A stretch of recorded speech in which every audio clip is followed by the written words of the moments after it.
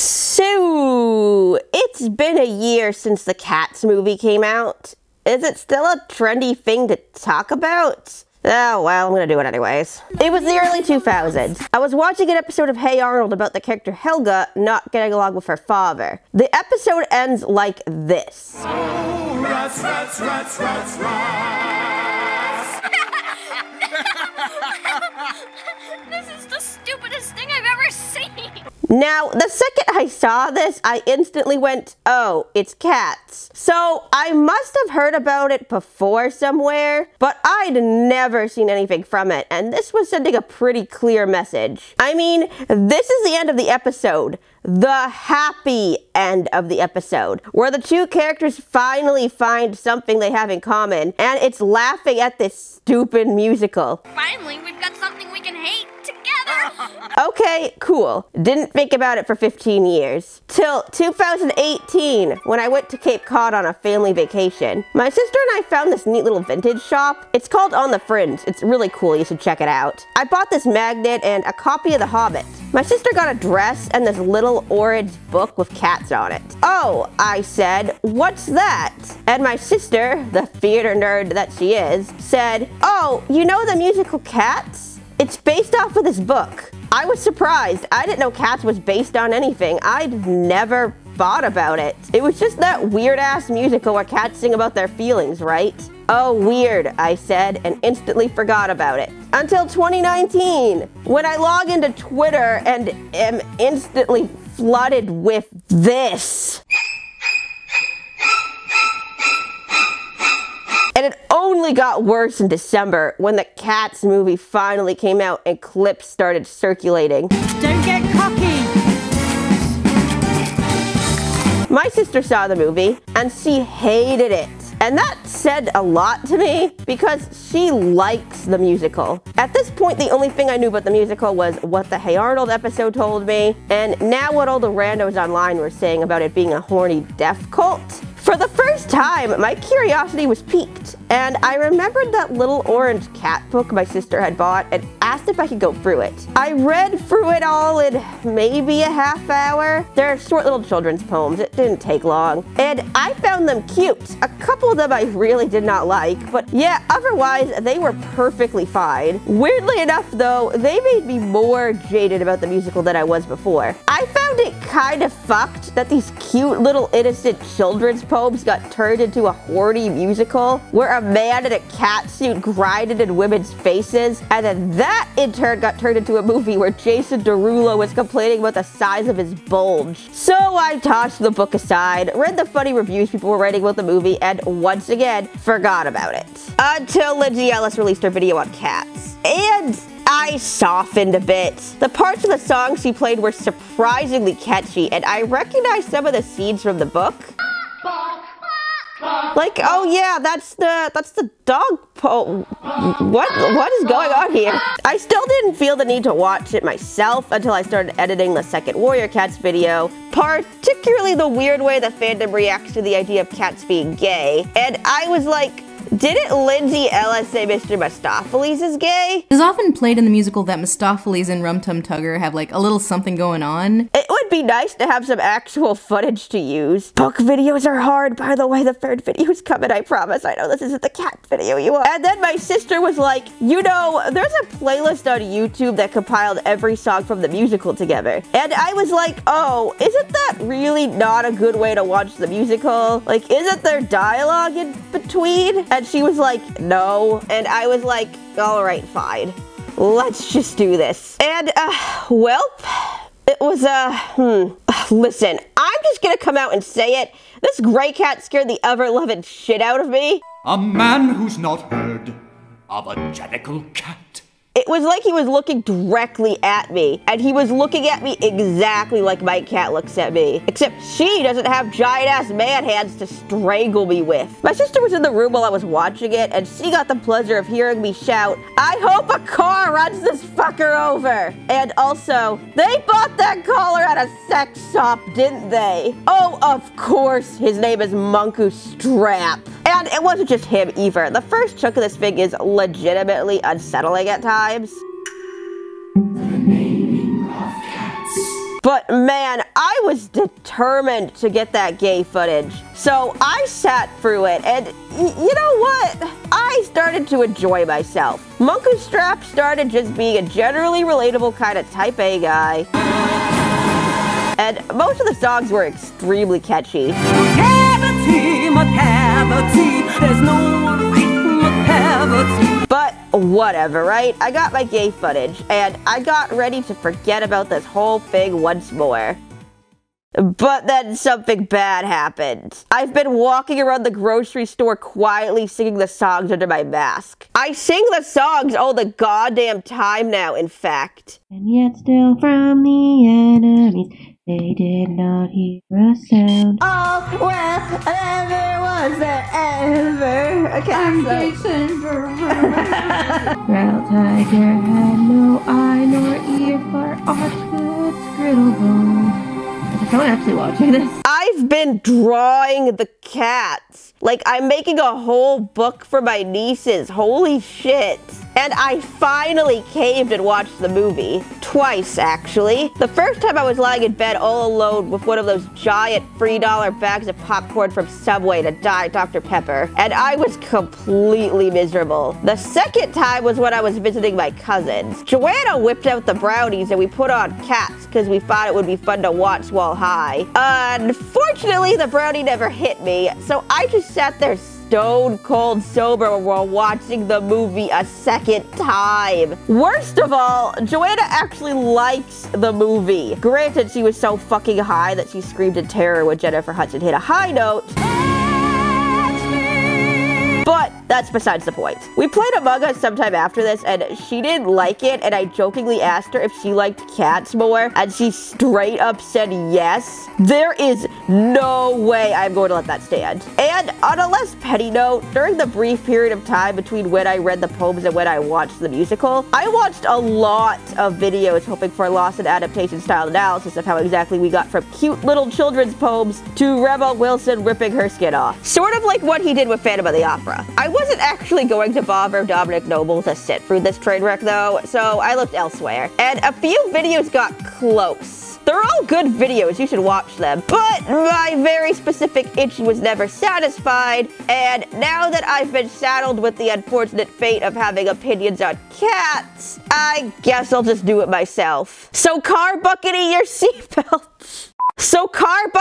seatbelts. This is going to be a time. I'm so sorry. Alright, let's start at the beginning. The original poems were written by T.S. Eliot under the pen name Old Possum as gifts for his godchildren, and were later compiled into a book called Old Possum's Book of Practical Cats, which was published in 1939. Now, admittedly, these poems have been my only exposure to T.S. Eliot's work. Aside from the T.S. Eliot poem that gets recited in Cherry Falls, Our dried voices when we whisper together are quiet and meaningless as wind. which is the one part of that movie I did not analyze. Oh, and that one part from a Bo Burnham song. Let us go then, you and I. When the evening is spread out against the sky like a patient ithrized upon a table. T.S. Eliot, beautiful. So it's a bit unfortunate that the first impression I had of T.S. Eliot was, oh, this guy didn't like Chinese people very much. The first hint was in the second poem, when it dropped an actual racial slur. Yeah, I was not feeling Growltiger's Last Stand, and that actually disappointed me because Growltiger is such a cute cat name, but wow, holy shit, Growltiger commits hate crimes. Like, actually, there's an entire verse about it. And the Peaks and the Pollicles poem straight up says Pekingese, a Chinese breed, are heathens. Twice. It says it twice. And dude, there is a lot of Pekingese abuse. Growltiger kills them, Macavity kills them. The Addressing of Cats poem talks about how good-natured dogs are, except for Pekingese, they fucking suck. And this is all just a surface level terrible glance. Maggie Mayfish made a video where she took a deeper look at the weird shit in these poems, and cockroach is a term commonly used by racists to describe various ethnic minorities and immigrants. And this series of lines reads as a list of negative stereotypes: that minorities are lazy and jobless, that they're prone to violence and crime. Yeah, no, I can't defend any of this. I understand it was the 1930s, but he didn't have to put this stuff in. He really didn't. Some other less terrible observations I made. T.S. Eliot name drops a lot of places in the London area. Like, a lot. Villages. The cottagers I'd rather hide knew something of his fame. Bars. He slipped into the Wellington Arms for a drink. Clubs. To the Senior Educational Joint Superior School. Not at foxes, but blimps. He's like Mr. Worldwide. Whirlwind. Except in one small corner of one small country. He wasn't even born in England. And he uses some really big-ass words considering these poems are for kids. His ineffable, ineffable, deep and inscrutable singular name. I don't think he should have limited himself to 1 or 2 syllables. Kids aren't dumb, but he used a 5-syllable word Sicorian powers. to just say dance. That's a bit extra if you ask me. Oh, and also, T.S. Eliot liked cats. Like, he really, really liked cats. Not in the St. Austin way, though. The first inkling I had of this came from the poem, The Addressing of Cats, which says, in big bolded letters, not once, but twice, that cats are not dogs. And this spoke to me as a fellow cat lover, because yeah, it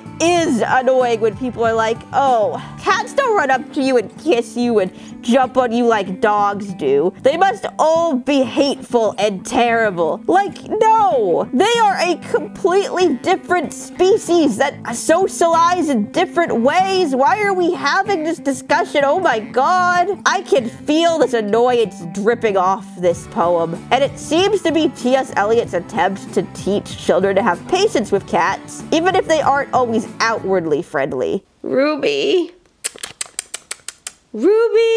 So that's cool, but wait, it goes deeper. So the cats in these poems all have pretty crazy names, right? Skimbleshakes, Tugger, Rumpelteazer. I initially thought these were all just funny names to amuse his godchildren, but no, T.S. Eliot's real-life cats were named Jellylorum, Pettypaws, Whiskus, and George Pushdragon. George Pushdragon. Oh my god. And it wasn't just his own cats either. He seemed to just like making up cat names, like Noily Pratt, an elegant cat, and Carbuckety, a knockabout cat, and Tantamile, a witch's cat. And you ride on a broomstick to places far distant. Like, this was a legit hobby for him. In a letter written to Polly Tandy, a full-grown adult, T.S. Eliot expresses how excited he is to meet her cat, and then suddenly starts explaining his theory about cat personality types. He believed that there were 4 types of cats: the Bravo cat, the Gumby cat, the Practical cat, and the Porpentine cat. He doesn't go into any more detail in the letter,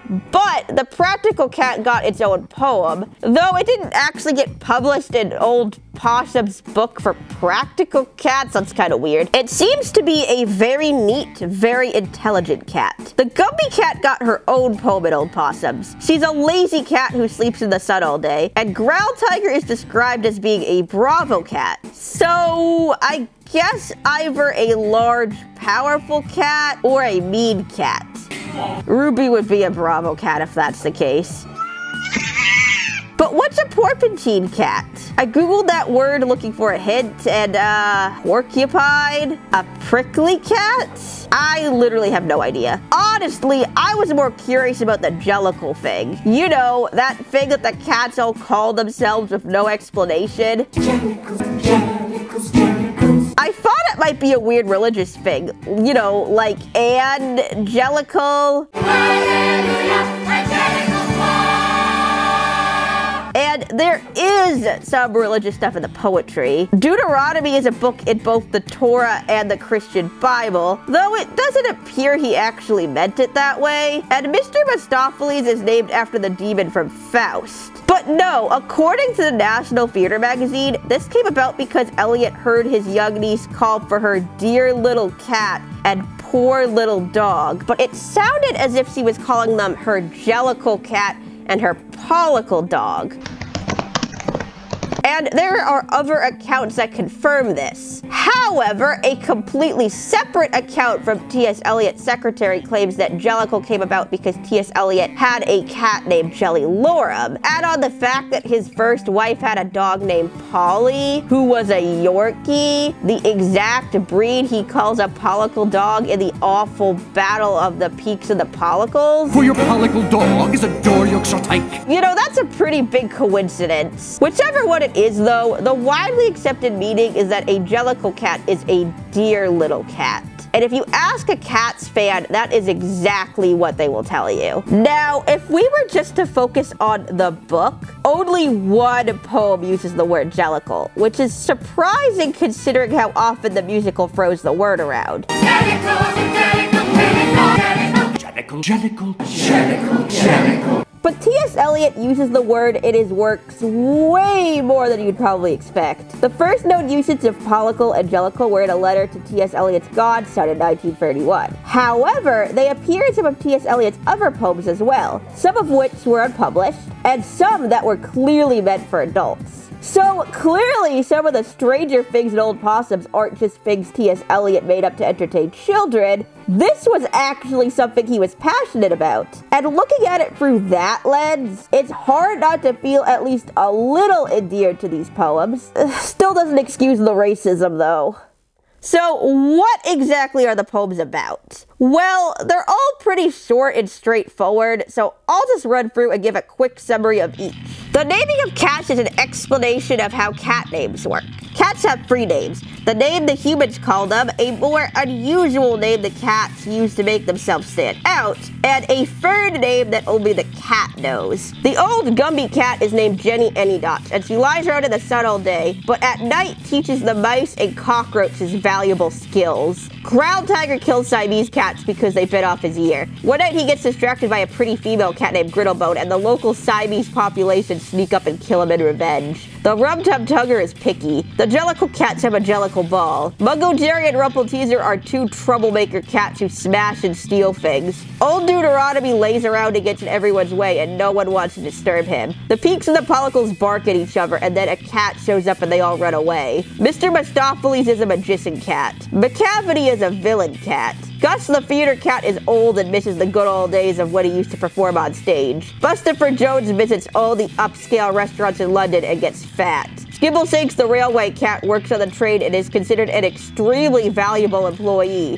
And finally, there is the addressing of cats, which pretty much sums up what you just read and talks about the nature of cats in general. Oh, and there's also the Cat Morgan poem, which is awkwardly shoved in the back and was also the only one not adapted for the musical. So how did these simple poems for kids get turned into a nearly 3-hour musical? Well, Andrew Lloyd Webber, who you might know as the creator of Phantom of the Opera, initially started off putting poems to music as a songwriting exercise, and remembered that little orange book of cat poetry his mother used to read him. During the process, he came into contact with Valerie Eliot, T.S. Eliot's widow, who gave him the rights, which is extremely significant because T.S. Eliot turned down Disney. She said, well, the thing is that Tom, that's T.S. Eliot, turned down Disney, you know, because he didn't want them to be pussycats or turned into cartoon cats. Yeah, you could have gone to Disneyland and gotten your picture taken with Rum-Tum Tugger. Wild, right? I said, well, I was sort of seeing them a little bit more like hot gossiping. You bought it! You bought it! And she said, yes, she said, I think Tom would have liked that. She also gave Webber some of Eliot's unpublished poems, one of which was Grisabella the Glamour Cat, which had been deemed too sad for children. This gave Webber the idea for an emotional through line. He teamed up with choreographer Gillian Lynn, who arranged the entire show. Well, it won't be a jazz show, it won't be a balletic show, it won't be a modern art show, it will be all these things, we hope, and also something that we've never done before. The musical is almost entirely dance, so as far as I'm concerned, it's just as much her musical as it is Andrew's. A choreographer in a musical, from the moment any music plays, they then direct it.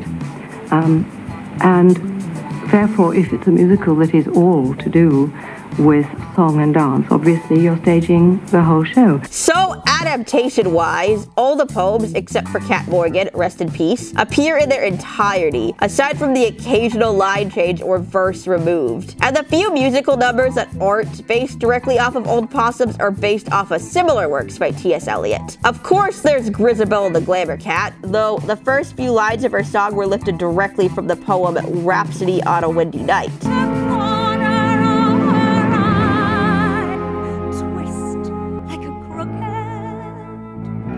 Memory, the song Grisabella sings, is loosely based off of Rhapsody on a Windy Night And the street lamp gutters and Preludes. The withered leaves collected my feet. Moments of Happiness is based off of The Dry Salvages. Moments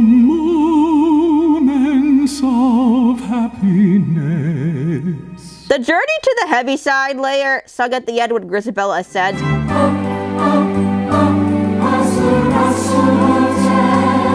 is based off of a small poem that was originally intended to be the ending of Old Possums, where all the characters would get into a hot air balloon and fly off together. I also thought the Heaviside layer was like a weird religious thing, but no, it's real. You could actually send your cat there. Don't. That's a joke. Don't. Up.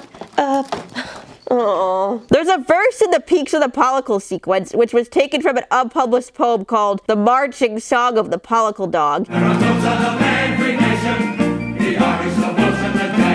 There's also a small verse at the end of the Peaks and the Pollicles that was lifted from the poem Lines to a Yorkshire Terrier. Pollicle dogs and cats all must, like undertakers, come to dust. And the whole monkey strap being a creepy weirdo part was actually taken verbatim from a poem called Pollicle Dogs and Jellicle Cats. Do I actually see with my own very eyes a man who's not heard of a jellicle cat?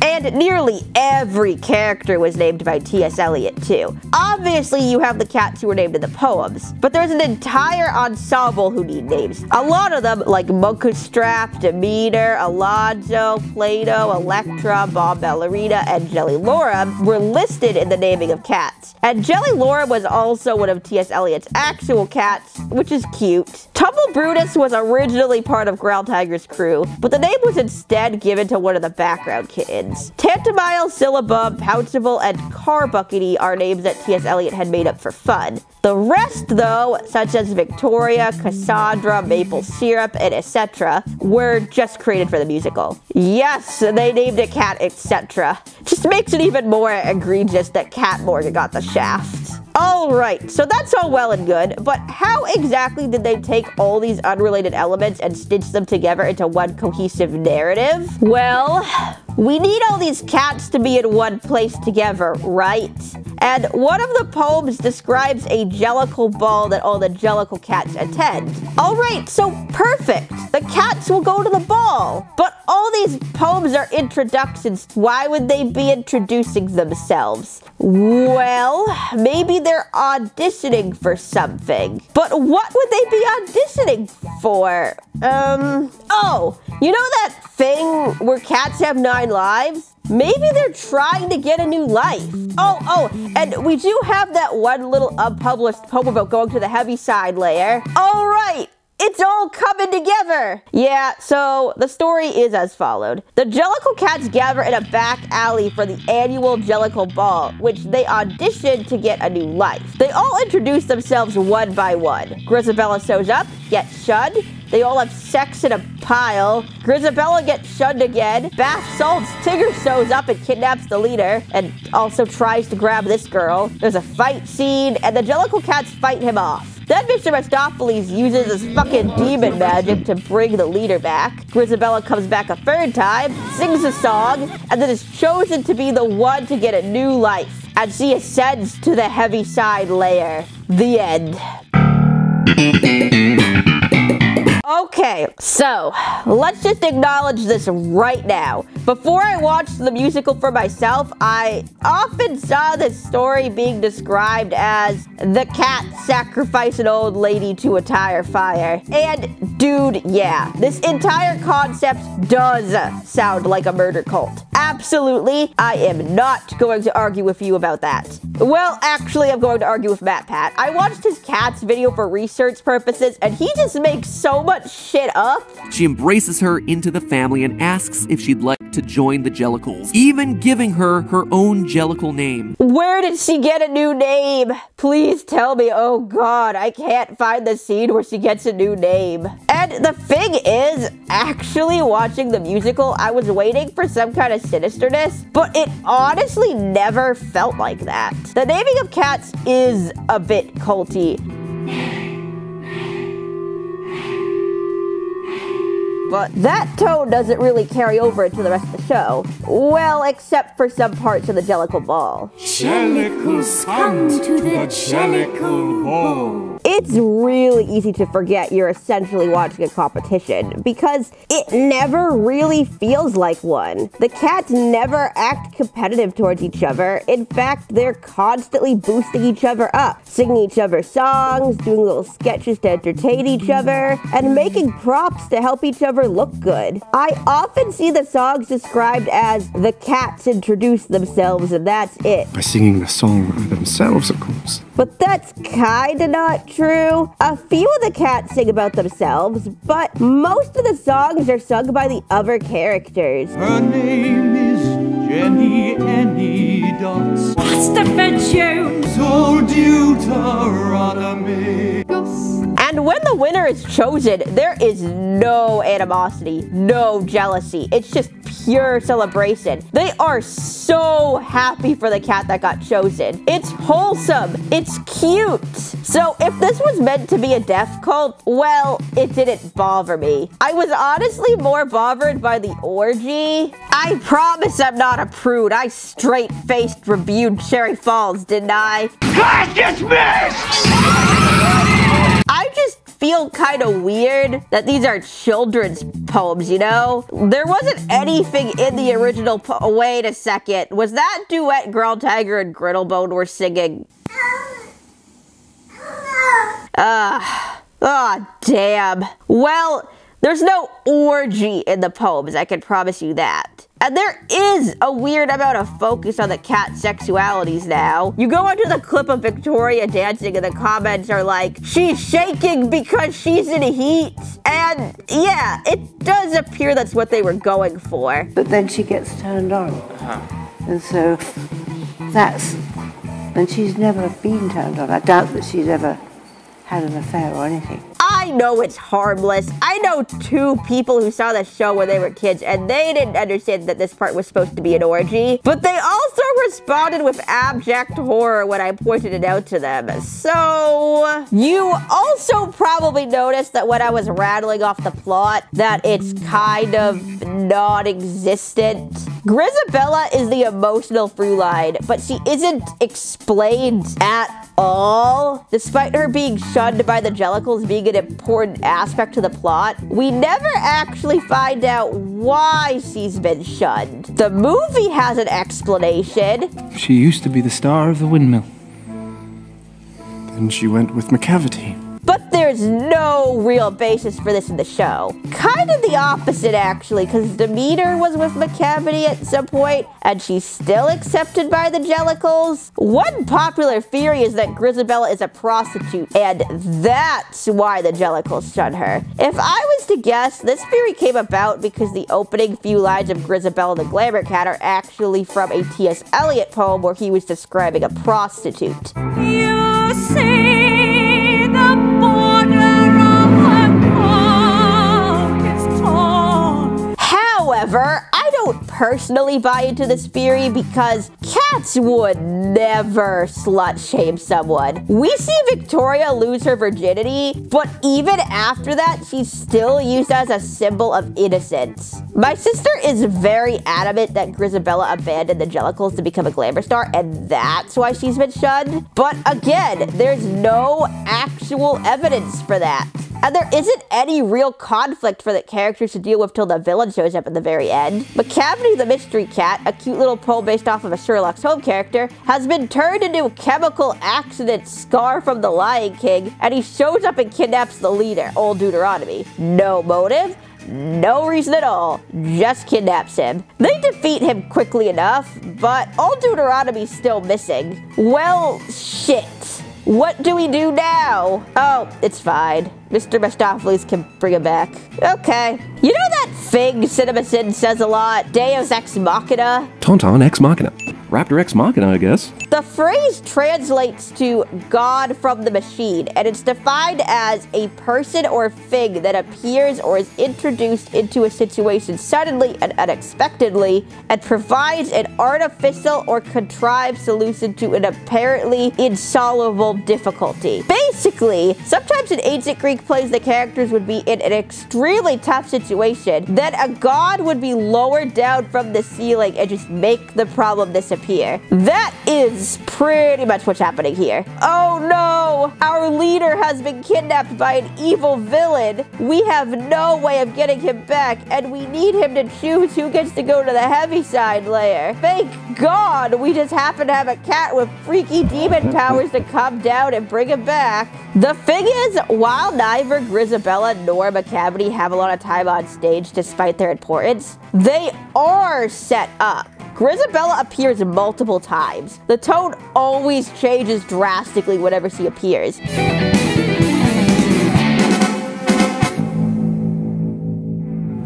And we get to see nearly every character's reaction to her. Same thing with Macavity. Though we don't see him till the end, there are a fair amount of Macavity scares. The cats scatter at just the very mention of his name. Macavity! We get to see how terrified everyone is of him before we actually get to see him, and that serves as the setup. It's funny that Mistoffelees is actually on stage a lot, the entire time in fact, but he gets much less setup in comparison. Also, I know in some productions he's called Quakeso when he's part of the chorus, but really the only thing we get is this. And he knows when Old Deuteronomy arrives. Old Deuteronomy?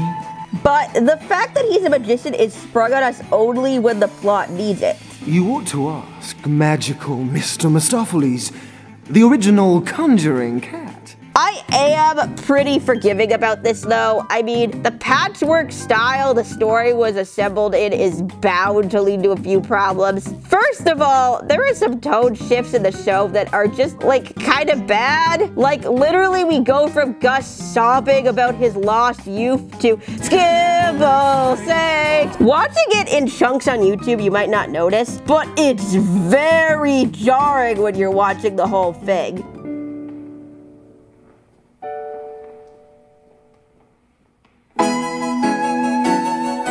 There's also a few plot holes, inconsistencies, whatever you want to call them. For one, there is absolutely no shortage of cats in this musical who are living rich, fulfilling lives already, and should have no desire to get a new life. Like, I know Bustifer and Skibble Shakes get called out for this a lot, but y'all, Mungo Jerry and Rumple Teaser's owners have servants. And the cook would appear from behind the scene. I think they're good. I've also always found it weird that the cats start auditioning before Old Deuteronomy arrives. Like, he's the one who makes the choice, right? Shouldn't you wait for him? Oh, and there's this line right here about two of Macavity's henchmen. I might mention Mungo Jerry. I might mention Griddlebone. Right, so Mungo Jerry is presented within the stage show as being troublesome, but it's like petty theft and vandalism at the most. And when you hear a dining room smash, and he fights Macavity alongside the others. And Griddlebone isn't presented as being villainous at all. And also in the universe of Cat, she's a fictional character. As in, the poem she appears in is literally a fictional play Gus started when he was younger. So how could she have possibly worked for Macavity? I guess it's not hard to come up with your own answers, like maybe Grittlebone isn't fictional, but historical. Like, she lived a long time ago and Growltiger is the cat version of Hamilton. In order for this theory to work, Macavity would have to be immortal, but I don't know, would you really be surprised? Really? Plus, I always thought that Grittlebone had actually set up Growltiger. It is awfully suspicious that a hot girl shows up at the exact same night the Siamese were planning their attack, and that she managed to escape so easily when Growltiger couldn't. One might say the fact that I have to stretch so much in order to explain away these problems means that the musical's kinda shit.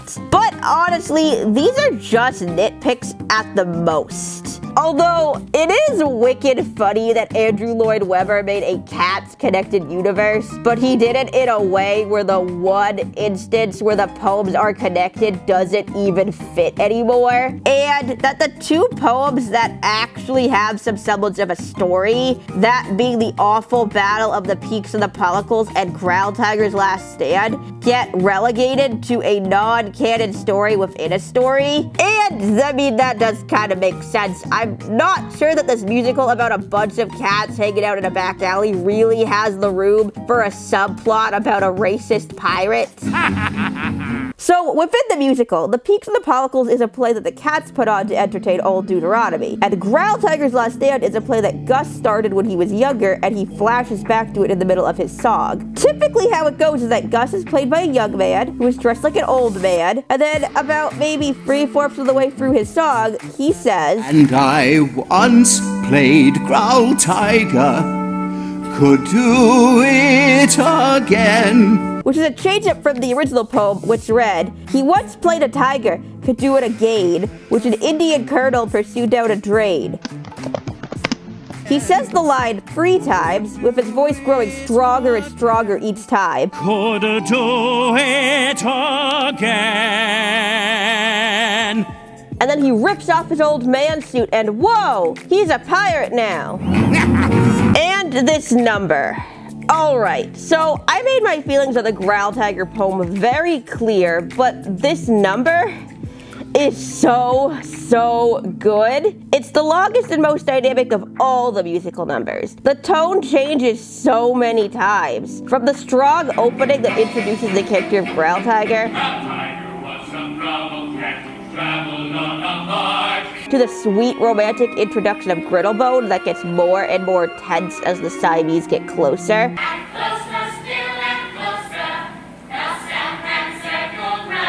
Then all the intensity vanishes as we see the scene from Growltiger and Grittlebone's point of view. And it's sweet and comedic. Everyone who's ever played Grittlebone in the show are the funniest people on Earth, by the way. Then, suddenly, the intensity comes back. There's a sword fight, and Growltiger dies.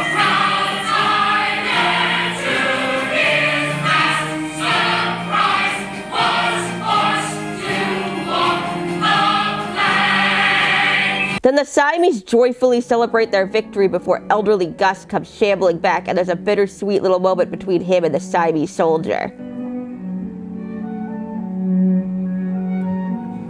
There's just so much happening here, and they pull it off flawlessly. And it fits in really well with Gus's story too. Not only does a little moment with him and the Siamese cat paint a picture of his current emotional state, but the entire performance of Growltiger is just that, a performance. The acting is extremely hammy, on purpose I mean. The way Gus delivers certain lines, When my rough crew is sleeping, Gus and Grittlebone trying to soak up all the attention, the costumes. It kind of shows Gus in a completely different light. He's bragging about being a brilliant actor, but when we actually get to see him perform,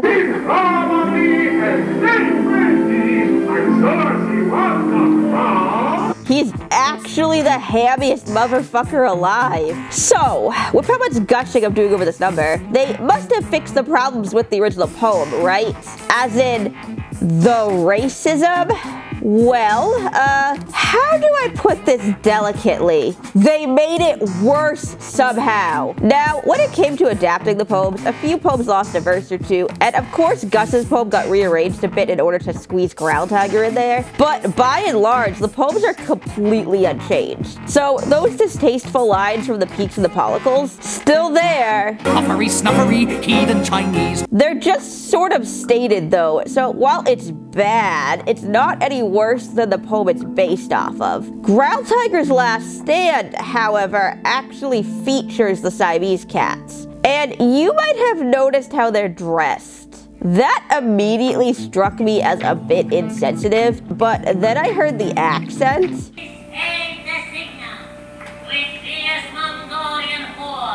And they still say the racial slur, by the way. They swung the board!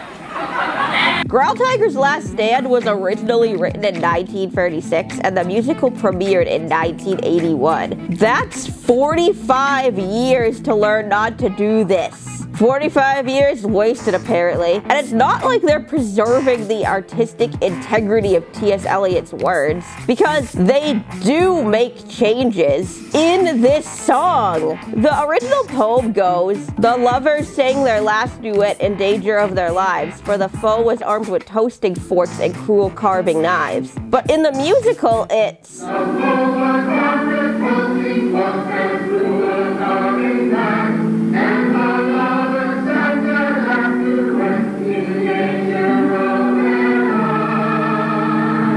They switched the lines. I actually think it flows better now, but they switched the lines. Oh, and they also changed the Siamese leader's name from Gilbert to Genghis. And Genghis gave the signal. To make it sound more Asian, apparently. So they clearly aren't above changing the source material, but getting rid of the racial slur?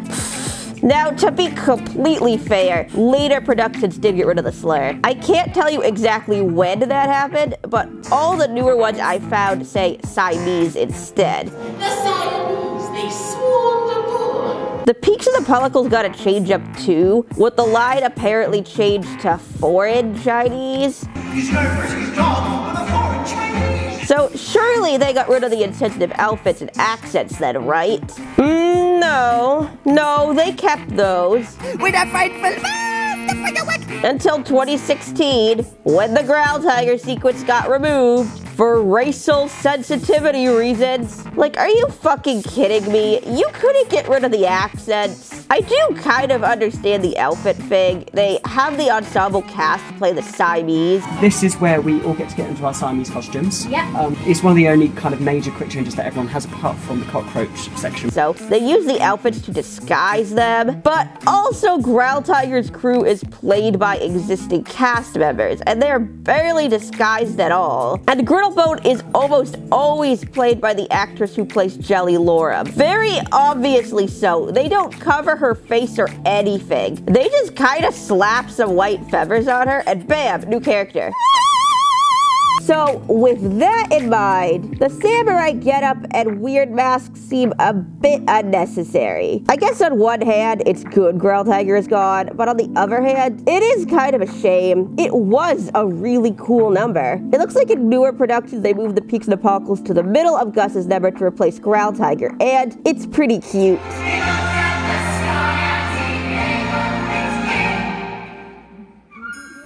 It's interesting that they didn't just do what the 1998 version did and just have the song as is, but it's fun seeing Gus perform. He's an extremely endearing character, and I was surprised how much I was affected by his song the first time I watched it. I mean, not that surprised. I've been pretty honest about how everything makes me sad. But weirdly enough, Gus's poem kinda didn't. The first part is sad, where they're describing how worn down he is, but then for the rest of it, Gus gets drunk with his friends and brags about his accomplishments, all while calling kids today stupid and saying that everything new is bad and dumb. Not really my thing personally, but the music in Gus the Theater Cat is so sweet and sad.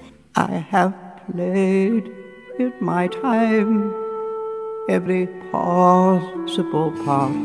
And I think having a large portion of the song be sung by another character really helps it out too. Yet he was in his youth quite the smartest of cats. Instead of it being I am great, it's now my friend is great. And it's done in such a tender, compassionate way. But his grandest creation, as he loves to tell. It's so wholesome. And while I know this doesn't apply to every production, the casting of Sir John Mills in the 1998 version is just perfect. To see Gus performed by an actor of age and of theatrical heritage, I mean, really puts a whole spin on it that I don't think has ever been seen before. Having an actual old theater veteran playing him definitely bumps up the emotions. Did you know that he was 90 when he did this? Look at his hands shaking.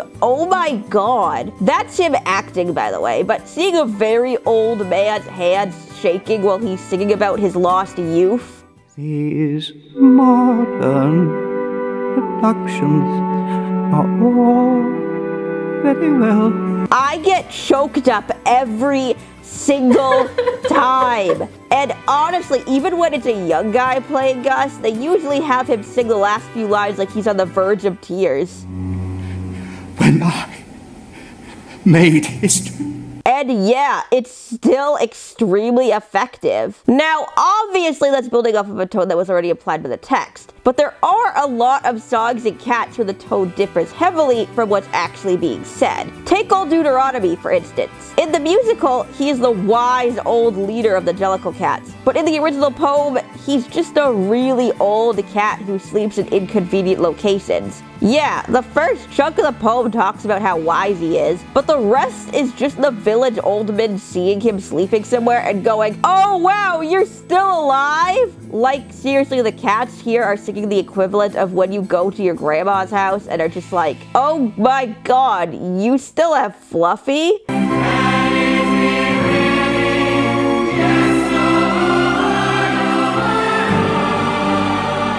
But they're singing it almost like a hymn, and with so much awe and respect, you don't even think about it. I believe it is old Deuteronomy. See also Bustopher Jones. Bustopher Jones! His poem is pretty much just about a cat who visits a bunch of restaurants every day and gains a lot of weight. He's 25 pounds. That's triple the weight of the average cat. I don't know if this was intended to be a straight up fat joke. In fact, he's remarkably fat. But the image presented here isn't exactly dignified. Now contrast that with the musical, where Bustopher Jones is an extremely respected figure. And you buy it, entirely because of how the actor is playing this like it's a serious, dignified role, bar a few jokey bits. And also the way the other cats hang off of every word he says like he's dropping some serious truth bombs. But the words haven't been changed. He's just singing about all the restaurants he goes to. There's probably curry at the Siamese or at the Glutton. But in the context of the story, yeah, these starving alley cats probably do think a cat with multiple sources of food is the smartest and most important cat ever. It works. But probably the greatest example of this is the Rum-Tum Tugger. Yeah. Because, oh my god, the poem is literally just a joke about how picky and indecisive cats are. Like, haha, you let your cat in and then he immediately wants to go back out. That's it. Where the literal shit is this sex god stuff coming from? Why? So yeah, there's no basis in the poem for the way this musical number is set up, unless there's some subtext I'm missing here. The words don't match the actions of the characters. If you send me on a rat, then I'd rather chase a mouse. But god, you don't even think about that. The actor is just up there living it up and the mollies are freaking the fuck out and it's glorious.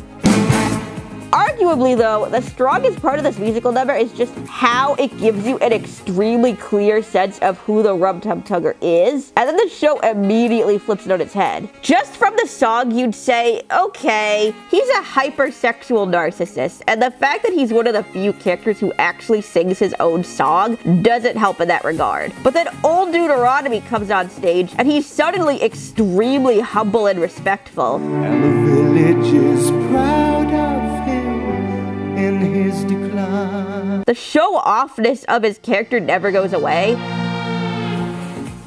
But we do see that at least when it comes to their leader, he's able to step back and show respect. But it isn't just to their leader. Since after old Deuteronomy is taken, Rum Tum Tugger suddenly steps up and starts bolstering the talents of a completely different cat. You ought to ask magical Mr. Mistoffelees, the original conjuring cat. Like, he is going hard for Mr. Mistoffelees. He is complimenting the absolute fuck out of Mr. Mistoffelees. Magical! It's such an interesting characterization. By singing about the other cats with just as much or even more reverence than he did himself, we get to see this young, reckless narcissist in a whole new light. This level of characterization is best seen with the ensemble characters. The most apt examples are probably Demeter and Bomb Ballerina. Demeter is literally the first character you see, and she is startled and runs off, while everyone else is drooling over Rum Tum Tugger's gyrating crotch.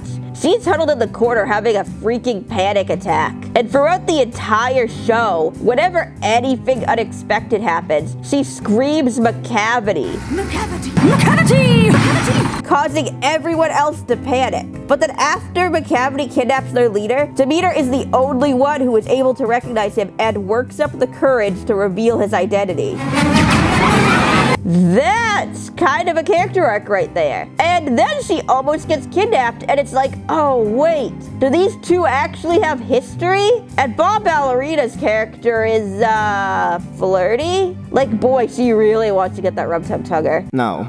See you, cat. But she's more than that. She's a protector, specifically Demeter's protector. Demeter is constantly running to her for comfort, and the two are always hanging off of each other. Actually, I don't really think I can call them ensemble characters. I mean, I guess they are in a sense that their main role in the musical is to sing about the other characters, but they are very much in the forefront for the entire production. All of the cats are there the entire time, in fact, and all of them have a lot going on. Victoria reacting whenever Queen Victoria is mentioned. In the days when Victoria reigned. Mokustrap being wicked type A and Alonso being his sort of second in command. Pretty much everything etc. does.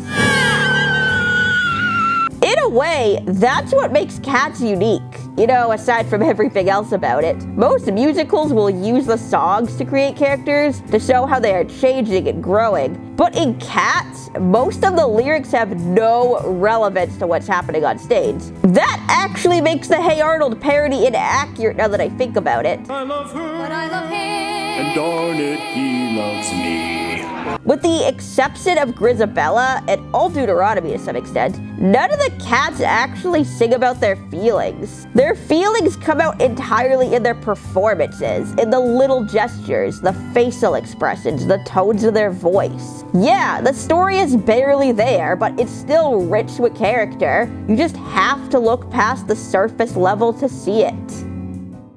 So yeah, that's the musical. Granted, it's gone through some changes over the years. Does anyone remember when they decided to turn Rum Tum Tugger into a rapper? I'm a big bag, I make my own decisions. Yeah, that was a thing. But otherwise, the musical hasn't changed too much. Just a lot of small adjustments over the years. It opened originally in London in 1981 and on Broadway in 1982. In 1994, it was announced that Steven Spielberg was going to adapt Cats into an animated movie with his studio Amblimation that was set to be released in 1997. Amblimation is the studio that made We're Back, Dinosaur Story, and Fievel Goes West. So if you want a rough idea what the character animation would have looked like, here you go. I actually really like the direction they were going with the concept art. Apparently it was going to be set in the 1940s and the cats would be roaming over the destroyed ruins of London during World War II. Unfortunately, the studio closed down after the failure of Balto in 1995, and any dream of an animated Cats adaptation went down with it. Instead, they released an official stage recording in 1998. And for years, this was considered to be the Cats movie. It's not the exact same experience you'd have seeing it live. The Cats notoriously interact with the audience, and that obviously isn't happening here. And there's actually a lot of stuff cut out. Growltiger was removed. You could probably tell that by the footage I've been using. The reason people always give is that Sir John Mills wasn't well enough to do the number. And fair, but I don't see why they couldn't have had someone else play younger Gus. I mean, they have an actor playing the character Asparagus, who, according to the wiki, is typically the actor playing Bustifer, Gus, and Growltiger when he's singing with the rest of the chorus. And the actor cast as Asparagus in the 1998 movie has played this role before. Odds are it was cut for time, because a few of her numbers have been trimmed as well. Mr. Mistoffelees doesn't do his signature move, the conjuring turn.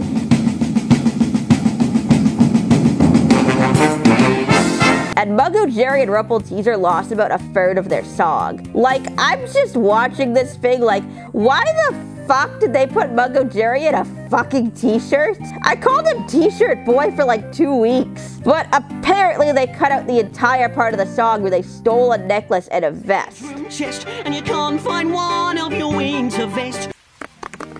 But yeah, other than a few niggling things like that, this is probably the best way to watch the musical if you can't see it live, which you probably aren't going to be able to do for a while. And as mentioned earlier, it's all chopped up and uploaded to YouTube, so it's extremely accessible. Just from what I've seen, the people in my generation who love this musical grew up with a VHS copy of the movie in their home. I have not watched my original VHS copy of Cats in quite a long time, so I thought it would be a good idea to relive my childhood. Not me, of course. I went through the 5 stages of grief to get here. I honestly thought I'd never be able to take Cats seriously. Just the idea of it is so absurd, it feels like something that shouldn't exist. Jellicle cats are of moderate size. And yes, it is goofy as hell. My sister and I still poke fun at it. Georgie, do your impersonation of Grisabella. But it's not without self-awareness. Like, all these cats hold themselves up to such high importance, but at the end of the day, they're doing this all in a back alley, covered in garbage. Someone throws a boot at them.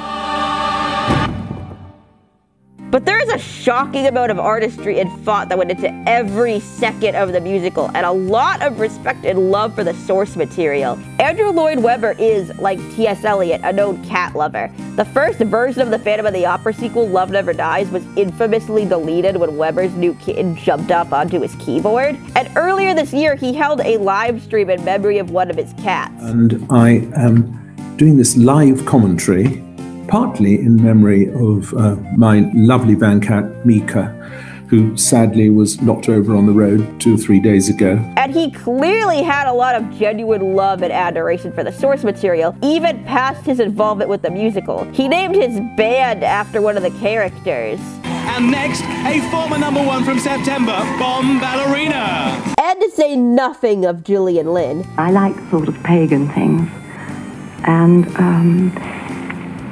cats are often pagan. It looks like she remained involved with the musical her entire life. Like, she was 89 in this clip. And in 2018, just a few months before her death, the New London Theatre, the theatre that Cats originally premiered in, was renamed to the Gillian Lynn Theatre. I'm proud that the first West End theatre to be named after a woman should be named after you. Which is really, really nice. Oh my god. There could be no more fitting thing than it to be on the stage where you started the careers of so many people with what you did with Cats. If Cats is not your thing, that is completely understandable, but it is a labor of love that builds and expands on the source material in some weird and fascinating ways, and that is something I will always respect. But then 20 years later, Tom Hooper directed a complete nightmare fest. Where do I even start with this? Well, what about the one thing every single person who has ever talked about this movie points out? The one really obvious thing that is pretty much impossible to ignore. Okay. Now, it's pretty difficult to disguise a human face. Our brain is hardwired to search for them. And we have plenty of features that are distinctly human. Our noses, our ears, the shape of our eyes, our lips. If you want to make a human look less human, you need to get rid of most, if not all, of these features. The eyes are pretty much impossible for a stage production, unless you have your performers wear masks or glasses. But everything else is pretty much accounted for. Their lips and noses are painted over and more cat-like features are drawn on top. Except I guess girl cats wear lipstick. Mouth is still drawn above it though. As for their ears, they are hidden under these big old wigs. And they style the wigs into the shape of cat ears, instead of having them be a separate costume piece. This also helps to break up the performer's silhouettes, which is important if you want to disguise the humanity in a performer. My sister and I always make fun of the leg warmers, like, haha, the 80s, am I right? But the hair coming off of the performer's arms and legs does actually mess with the silhouette, as well as hides their knees and elbows. Which isn't to say they really pass as cats, but I don't think they're meant to. I mean, they didn't have to tie the tail like a belt. That points to a more stylized approach. Quite a difficult one, because they're meant to be felines, but they're also meant to be humans. So the makeup has got to be strong enough for the theatre to actually be able to be seen everywhere in the theatre, but not be too strong so that it actually masks out the character of the humans themselves. And you see it in the performances too. They walk around on two legs, but have very feline-esque gestures and movements. They don't look too much like cats, but they also don't look too much like humans. They're somewhere in the middle, and I think that's a good, palatable place to be. The movie designs, on the other hand, somehow look too much like cats and also too much like humans. Okay, first off, they aren't stylized in any way. It's just straight up realistic cat textures stretched over a human body. Well, except for the facial features. They got the lips, the noses. I would ask why, but I know why. Because they got all these celebrities in the movie, and God knows you have to make them recognizable. Also, I've never seen anyone complain about the feet, but I'm going to.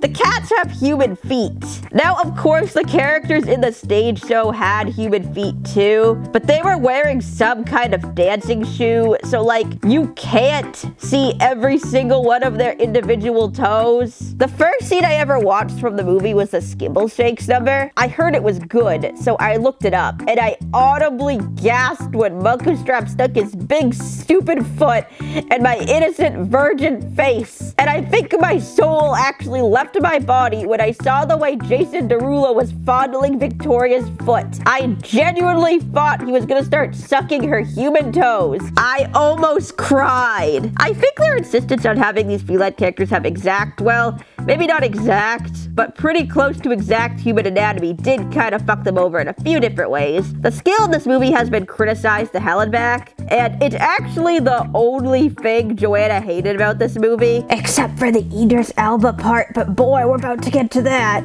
Some things are pretty hard to defend, like how they apparently think cat legs are as small as human fingers. I promise you they aren't.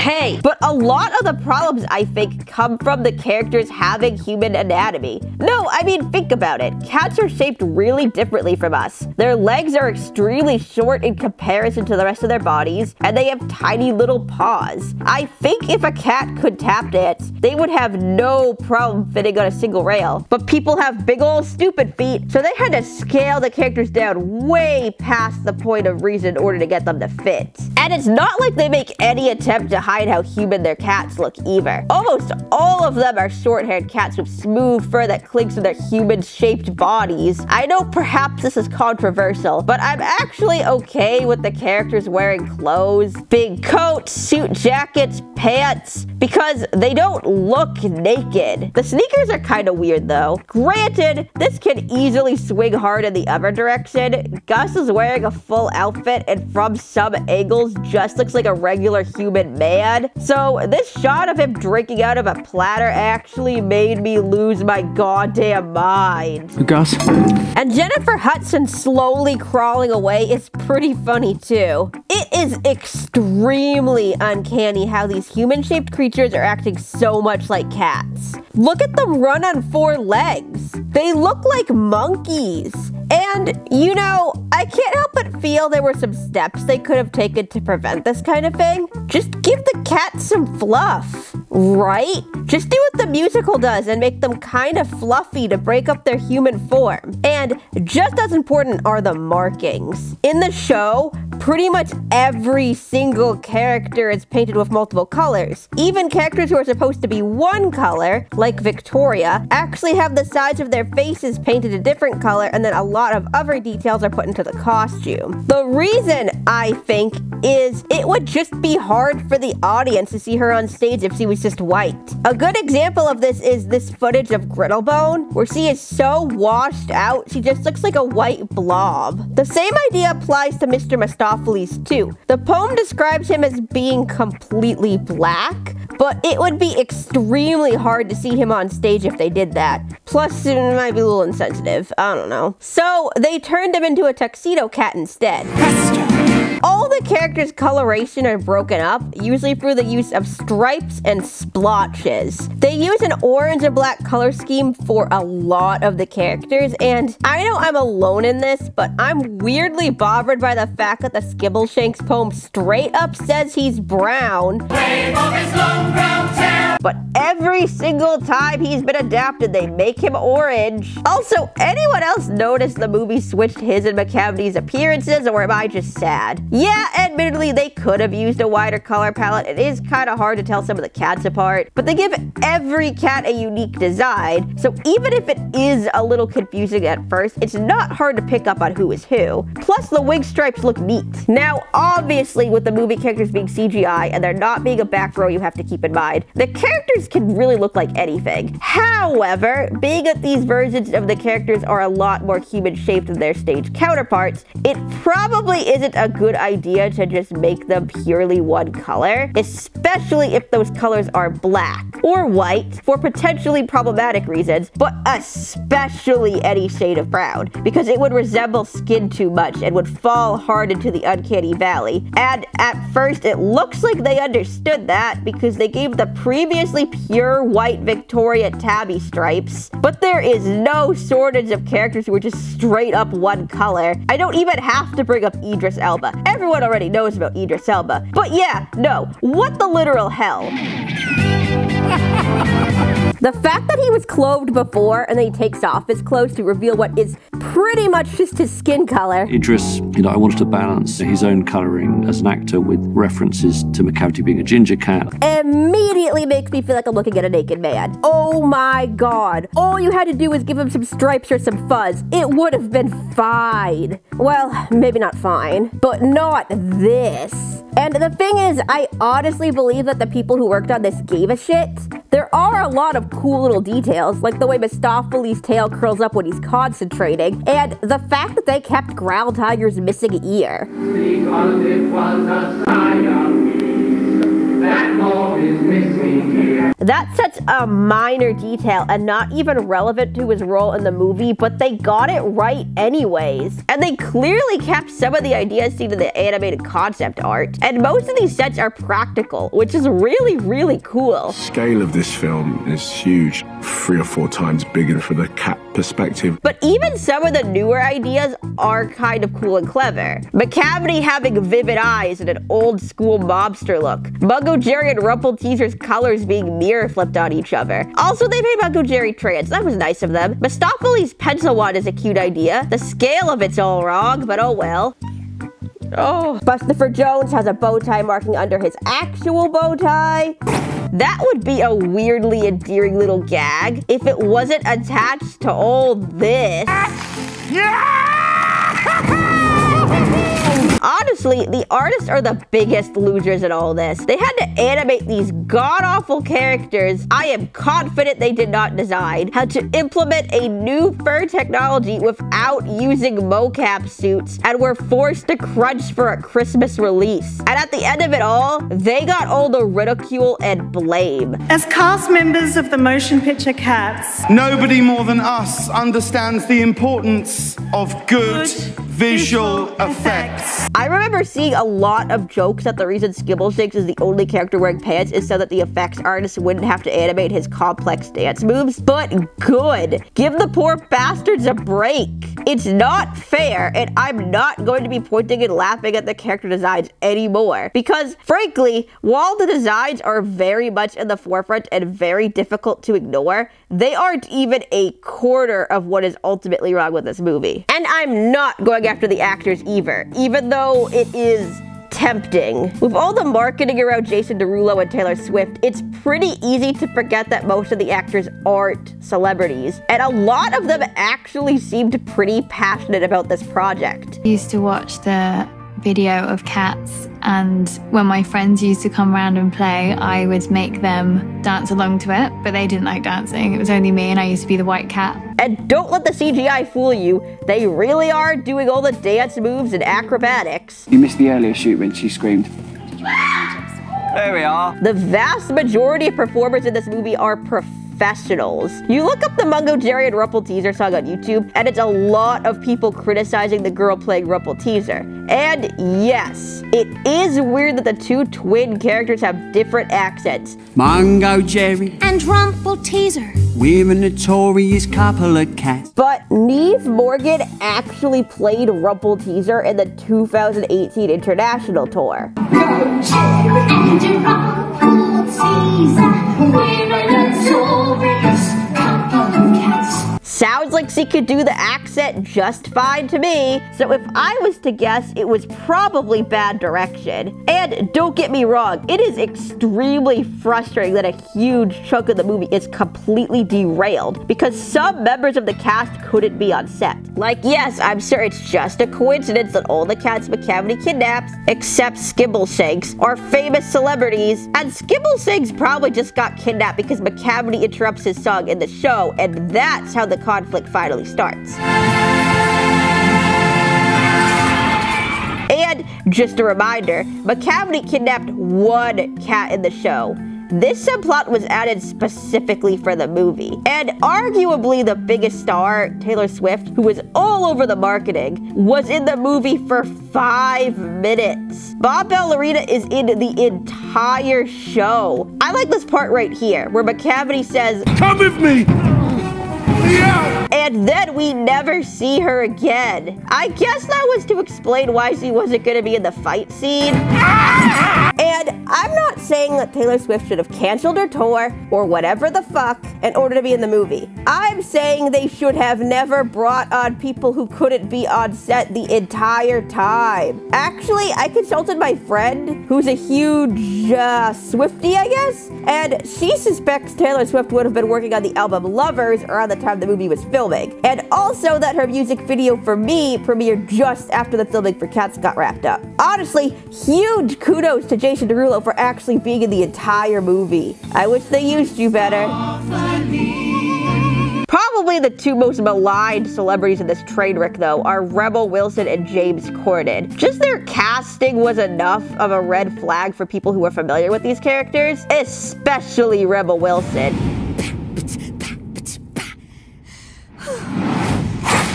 Jenny Anydots is a strict yet maternal character who takes it upon herself to make sure everyone in her household, even the smallest members, are taken care of. And Rebel Wilson isn't exactly known for playing characters like that. She's kind of a frustrated choreographer who really has much bigger dreams than being chained to a kitchen sink. It's a little bit of a metaphor for women in the 30s who were stuck in the kitchen but had so much more to give the world.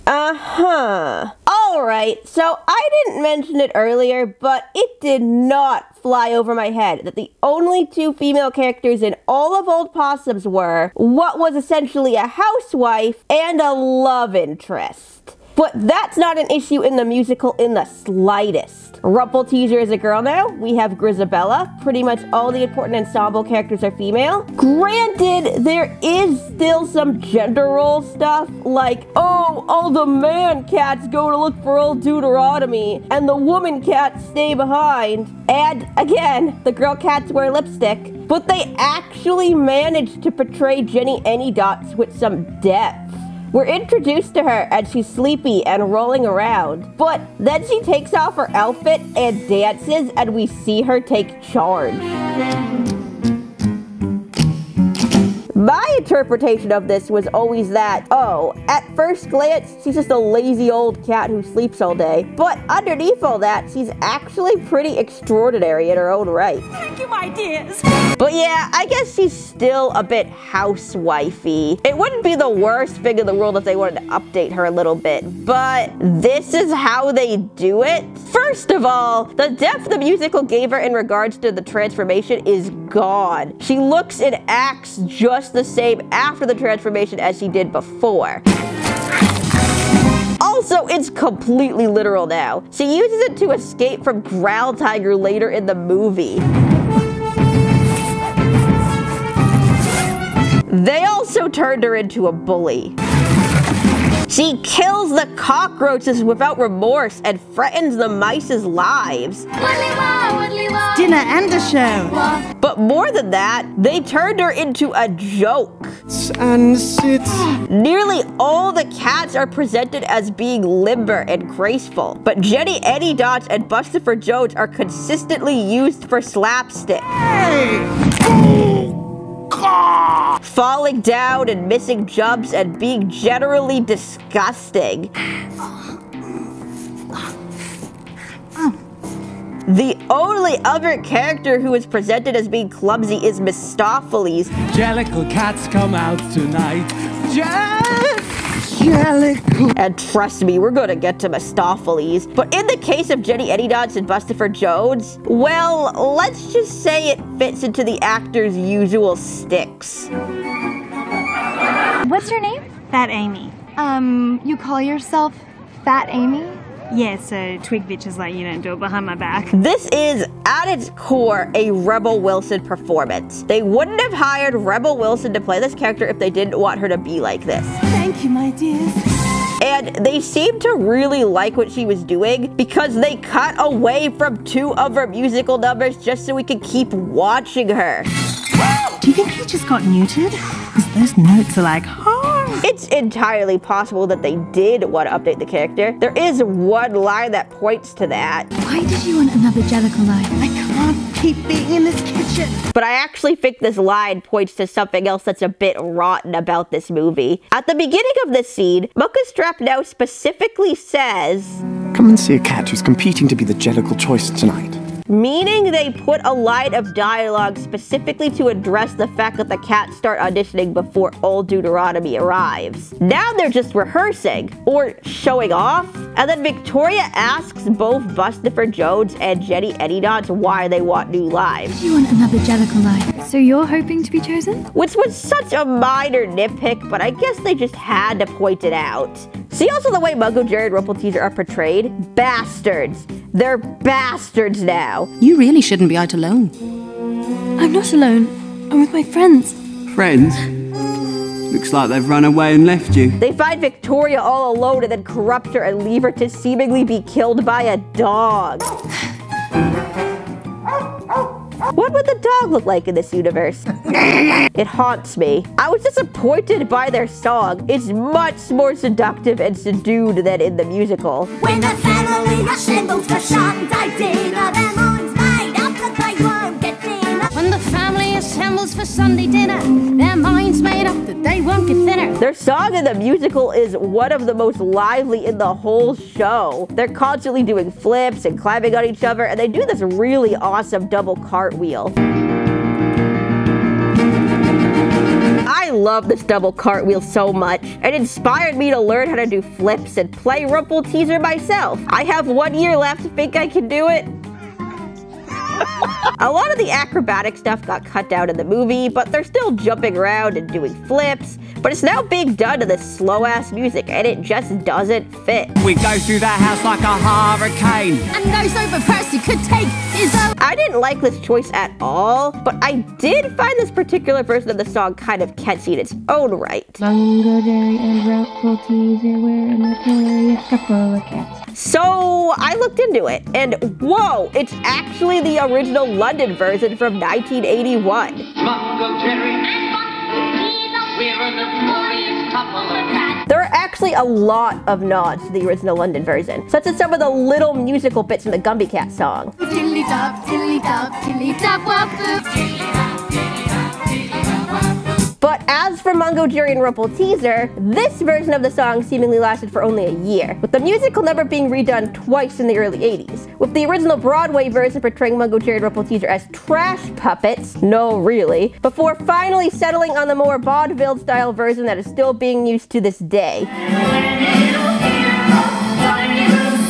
So even back in 1981, it was pretty quickly decided that the slow jazz was a bad fit for these characters. I can't tell you why they used this version in the movie, but I suspect it's because this version of the song sounds a lot more villainous, and the movie turned these two characters into villains. Well, sorta. When Taylor Swift descends from the ceiling and starts drugging the hell out of everyone, Mungo, Jerry, and Rumpelteazer are helping her out, but the second the scene ends, they backpedal. Look, it was only a bit of fun.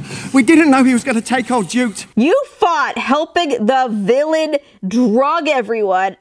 They don't even get any consequences for it, either. Grisabella gets banned for life for joining up with Macavity years ago. And she went with Macavity. But these two help him kidnap their leader, and they get nothing? I wouldn't necessarily like it if they made these two characters evil, but at least it would be a choice. But they can't even stick with it. The only reason I can really think of for this happening is, well, to fix a plot hole. Yeah, that part in the Macavity song where Mungo Jerry is specifically called out for being a henchman. I might mention Mungo Jerry. Yep. I might mention Mungo Jerry, Rumpelteazer, Griddlebone. So great! Now these previously mischievous, fun-loving characters are just stupid bastards, and all to fix something that was a minor nitpick at best. That's also probably why Growltiger and Griddlebone are real too, if I were to guess. Growltiger. I'm a Bravo cat. I travel along the pouch. I know the general consensus is that Growltiger's inclusion in this movie was dumb, and I agree. It's super weird that he's real now, and boy, does Griddlebone not have any lines. She's got a nifty hat, though. But the first few character introductions were so traumatizing that this was just amazing to me. I pursue my evil aims, my title of the Terror of the Thames. And then James Corden interrupts him. See, that doesn't rhyme. You can't just say Thames because it rhymes with Ames. It's the River Thames. Oh my god. That is a joke at the expense of the original musical.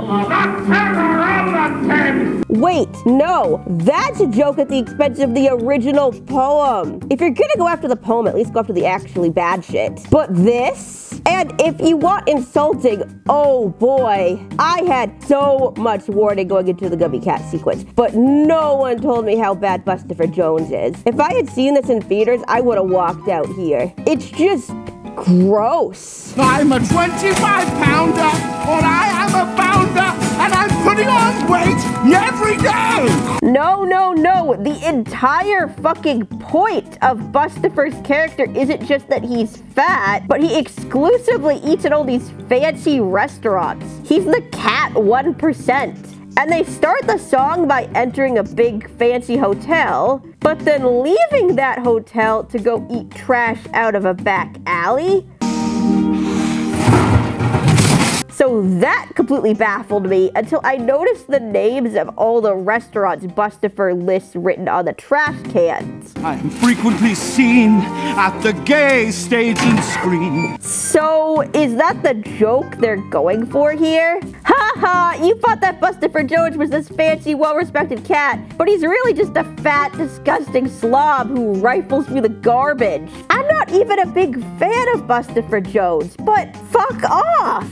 Probably the biggest disappointment in this regard is Mr. Mistoffelees. Now, I had heavy warnings from my sister. She hated what they did to Mr. Mistoffelees in this movie. And I also knew from Lindsay Ellis's video that they made him super straight. There is a lot of no homo in this movie. So I thought I was prepared for the worst. But oh my god, they actually stripped away everything he had.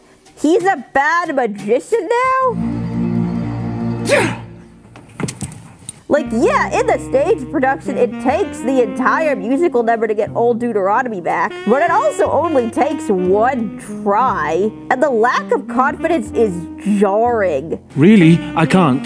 I know the poem refers to him as shy, but there's a huge difference between that and literally begging not to do magic. Can we get a spotlight? Please don't make me do this. Mr. Mistoffelees in the stage show is so vibrant and lively and confident, and half the number is just watching him do air splits and shoot lightning from his hands and dance around with rainbow scarves. None of this made it into the movie. Now we just get to see him standing around stammering and occasionally wave a pencil around. At least they all heard that somebody purred, which is incontestable. It's dull. It's tedious. Both things that the original was not. And the straight thing. Oh my god. Every single opportunity they had, they took it. I'm coming, Victoria!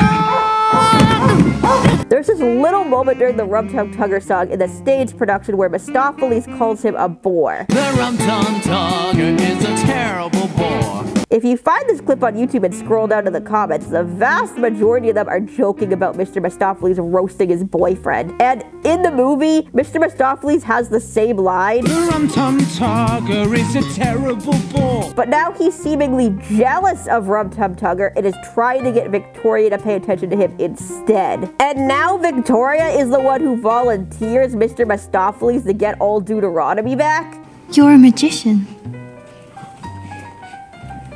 What? You two literally just met. What has he done to make you think he can bring back a whole ass cat? I'll give the movie this. They at least set up Mr. Mistoffelees' powers and gave him a little bit of an arc, but now he has a reputation for being a pretty shit magician.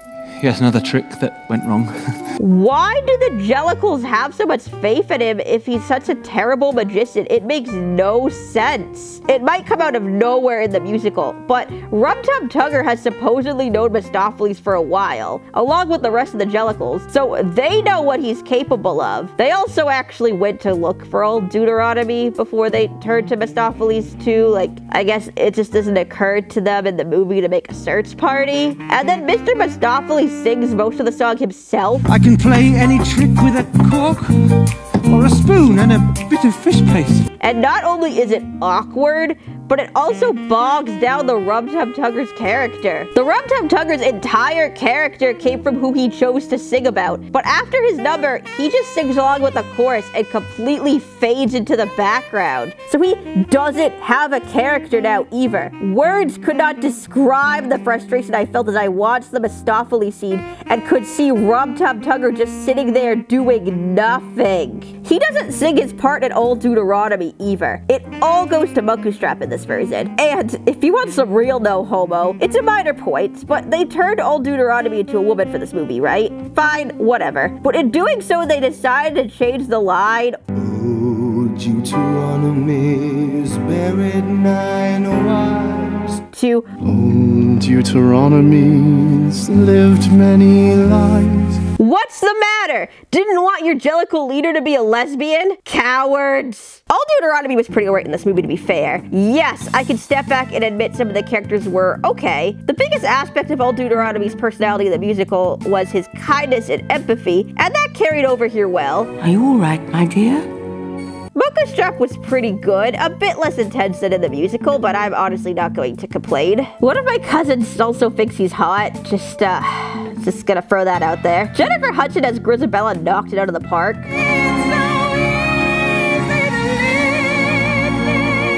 Granted, she doesn't look old or busted enough, but I have no complaints about her performance. Skimble Shakes was the light of my life. Actually the best character in this godforsaken train wreck. I was so happy whenever I saw his red pants in the group shots. Gus was fine. They did what the 1998 version did and hired an old veteran actor. And once again, it was extremely effective. They did have him sing his own song though, but I think the way they played him up comedically does keep him from appearing too vain. When the gallery once gave me 7 cap calls. I like his interaction with Mistoffelees. Crossbows. Crossbows. I like how they made the connection that they're both performers. Do you ever get nervous? No, it's all practice, practice, practice, then nothing can go wrong. And I really like how he briefly slips into his old stage persona when he pushes Growltiger off the plank.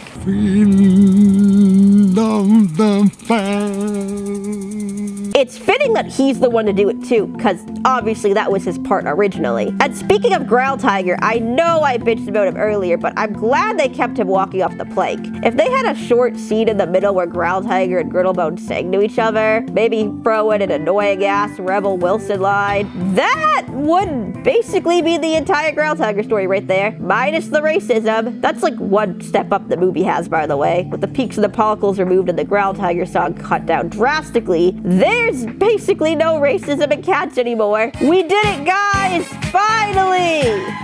Well, I mean, the underlying themes are still there. They're actually worse in some instances, like now Jenny Eddie-Dodge is killing the cockroaches, and that's kind of fucked. We see just how disposable these commoners are. She swallows them without a second thought, with no regard for their inferior insect lives. But, well, small victories, I guess?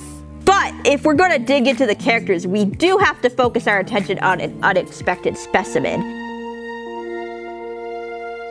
Victoria, who in the musical was a white kitten with no lines who reaches out to Grisabella, has been promoted to main character status. The entire story is from her point of view, after she's been tossed out in the garbage in the opening minutes of the film. She seems to be the mashup of the Victoria in the show and the character Maple Syrup, known as Syllabub outside the UK. And that does make sense, since word on the street is that they were originally supposed to be one character, but they had a hard time finding an actress who was both a strong enough dancer and a strong enough singer, so they just split the role in two. And by word on the street, I mean it's on the wiki with no sources. I can't actually confirm this, but it does make sense, since both the characters represent childlike innocence and both play a role in accepting Grisabella. I am a little confused why the movie felt the need to write an entirely new song for Victoria. But at least you have beautiful ghosts.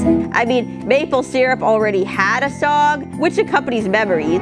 Sunlight through the trees in summer. And Victoria still sings part of it later on with Grisabella.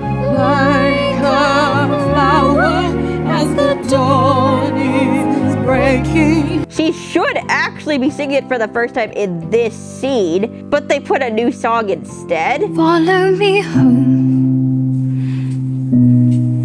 if you dare to. In the show, Old Deuteronomy is contemplating the meaning of happiness and acceptance and tries to relay his message to the rest of the Jellicles. Is not the experience of one life only. But they don't understand. So the psychic twins channel his wisdom and send it into one of the kittens. And okay, this is weird, even for me. But essentially, Maple Syrup Song is set up as being a song about happiness and acceptance and hope, stated in a simple and childlike way that everyone can understand.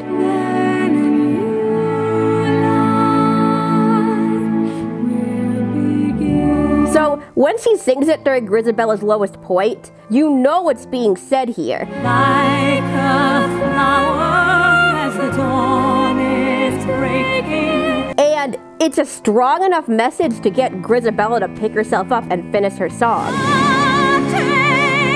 Putting Beautiful Ghost here just takes that all away. Now it's just a random song that she's using to call to Grisabella. Daylight, see the dew on her sunflower. You still do get that Victoria is supporting her, but all the depth in this part of the number comes entirely from the setup, and that's gone now. I get that Victoria is the main character now, and traditionally main characters sing about their feelings. All that I wanted was to be wanted. But again, that was never really a thing in Cats. Karen Hahn from Polygon makes the case that they were just looking for an Oscar, and I totally believe it. Of course it didn't work though. This new song just grinds the movie to a halt, so it's long and slow and doesn't really add anything. At least you have something to cling to. Except an attempt to flesh out Victoria's character. And, well, Victoria doesn't really have an arc in the show, aside from the going into heat for the first time thing. Yeah, she reaches out and touches Grisabella, but she also tried to do that earlier in the show, so it wasn't exactly something she grew into. The real arc in this regard belongs to the older Cats. They stopped her from touching Grisabella at the beginning, but at the end they don't. You can even see her look back at them before touching her. Victoria in the show is more of a symbol than she is a character, so if you're going to make her a main character in your Hollywood blockbuster, you should probably give her an arc of some kind. Problem is they kinda don't do that. She's a wide-eyed innocent who sympathizes with Grisabella at the beginning of the story, and she's a wide-eyed innocent who sympathizes with Grisabella at the end of the story. Literally nothing has changed except, well, it's done worse now. That really iconic moment where Victoria touches Grisabella at the end of Memory, gone. I mean, yeah, she still touches her, but it's done before Grisabella sings Memory, and then Victoria nonchalantly helps her up in the middle of the song. And, like, this was such a moment in the show. It was supposedly the first time anyone has touched Grisabella in years, and it was supposed to be a representation of Grisabella finally being accepted by the whole group. This is what all of Grisabella's appearances were building up to. This is what Memory, the most famous song in the show, was building up to. And moving it to the front doesn't make any sense with the content of the song either. Why is Grisabella singing about how badly she wants to be touched? You just got touched. Multiple times. It does also occur that there's really no significance to this moment anymore. I mean, the Victoria in the show had been held back the entire time by the rest of her tribe, so her finally being allowed to accept Grisabella did mark a change. Is there any change when this Victoria touches Grisabella? I mean, yeah, she was discouraged from going near Grisabella in the beginning, but they were completely alone when she sang Beautiful Ghosts. What changed between then and now? Why didn't you do this a half hour ago? Even Victoria's solo dance is devoid of any meaning, since they removed the sexual aspect of the show, and they very easily could have given her some room to grow. As much as I loathe what they did to Mungo Jerry and Rumple Teaser, I kinda like how they fought to show how naive and easily corruptible Victoria is. New year, a diamond for smash. Roar out from the pantry, there comes a loud crash. Or down from the library, there comes a loud ping. But do they do anything with this? Does she learn not to trust so easily? Or ever work up the courage to expose these two for the criminals they are? Nope. I guess she likes Mistoffelees now, which ugh. And after this point, the only active thing she does is prop up Grisabella and Mistoffelees. So she's a support character in a main character's role. Okay, if we're going to be fair, while Victoria as a character doesn't really grow or change in any meaningful way, she does go on a little bit of a journey. She wants to find a place to belong. All that I wanted was to be wanted. And by the end, she's accepted by the Jellicles. I believe you truly are a Jellicle cat. This is barely brought up within the narrative though, and it's not like she has to really work for it. They're ready to adopt her pretty much from the second they meet her. Where have you been? Except for maybe the mean girl cats, but everybody else, they love her immediately. Frankly, the only reason this story beat is here at all is so that the characters can give exposition to the audience. The heavy-side layer. Far, far up in the sky, from where the most deserving cat will be reborn into another life. How will they be chosen? By singing the song of themselves, of course. Would you like to see me make the Jellicle choice? Am I allowed? Why wouldn't you be allowed? I'm not a Jellicle. Not yet, perhaps. The show is absolutely not shy about breaking the fourth wall. Do I actually see, with my own very eyes, a man who's not heard of a Jellicle cat? But this is a movie, and I guess that would be weird. Fine, whatever, but the Jellicle thing did bug me a bit. Whereas the poems didn't give any kind of an explanation to the word Jellicle, so much so that we're still all guessing 90 years later, the usage of it in the musical is supposed to be that every cat is Jellicle. But all the other cats are Jellicle as well. Well, all cats are Jellicle cats, fundamentally. You see, dogs are pollicle dogs, and cats are Jellicle cats. Even without diving into the behind-the-scenes footage, the opening number makes it pretty explicit. It lists off traits that Jellicle cats have, such as being born blind. Are you blind when you're born? Seeing in the dark. Can you see in the dark? Landing on your feet. When you fall on your head, do you land on your feet? Things that are true of all cats, unless they don't have legs or something. If you were and you are, you're a Jellicle cat. The movie seems to be doing almost the opposite, saying that only this tribe of cats are Jellicle. I'm not a Jellicle. Not yet, perhaps. I'm not a fan of this, but again, both Eliot and the musical don't actually explain the meaning of Jellicle, so the movie is allowed to interpret it however they want. What's really funny though is that they literally restructured the entire thing so that Victoria would be the audience stand-in, only to get to the last song and just throw up their hands and say, well, we're gonna talk directly to the audience now. You've heard of several kinds of cats. I guess they realize that this song's about the nature of cats, and Victoria is a cat, so she would already know all of this. Before a cat will condescend to treat you as a trusted friend. Which, okay, I know that's tricky, but there had to have been a better way than 4 minutes of unbroken Judi Dench eye contact. So much of this movie is just unpleasant. And I don't mean just weird moments like this. I also mean that a lot of the characters are really shitty now. Jenny Anydots was Buster for Jones' biggest fan in the musical. He's a 25-pounder. I like 'em big. I like 'em chunky. But now she makes fun of his weight. Yeah, he wants to be reborn as a thin cat so he can get fat all over again. Buster Jones spits in a girl's face. Mungo, Jerry, and Rumpleteazer are bastards not just to the other cats, but also to each other. The time you would say it was luck. Mungostrap is like physically restraining these two cats from actually attacking Grisabella, and they are way more mean girlish than anyone ever was in the show. Was Grisabella the glamour?